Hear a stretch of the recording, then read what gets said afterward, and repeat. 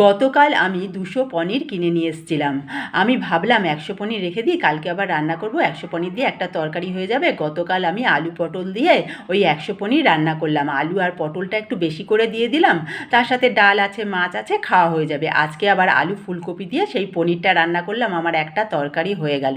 আমরা গৃহবধূ, আমরা সংসারী, আমাদের বুঝে বুঝে খেতে হবে, তাই তো? আমার হাজব্যান্ড মাসের প্রথমে আমাকে 10,000 টাকা দিয়ে দেয়। এই 10,000 টাকা দিয়ে পুরো মাসটা আমাকে চালাতে হয়। মাসের শেষে যদি আমার 500 টাকাও লাগে, আমার হাজব্যান্ড দিতে পারবে না, কারণ আমি জানি আমার হাজব্যান্ড কত টাকা মায়না পায়। কেউ কেউ আছে তাদের হাজব্যান্ডরা মাসের প্রথমে 20,000 টাকা দেয়।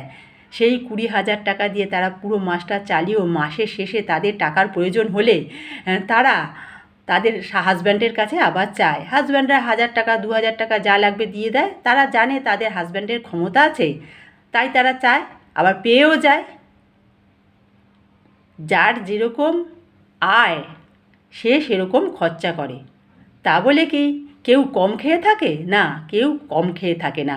যার কম আয় সে কম খরচা করে, যার বেশি আয় সে বেশি খরচা করে। আসলে কথা হলো এটা, যার যেরকম আয় তার সেরকম ব্যয়।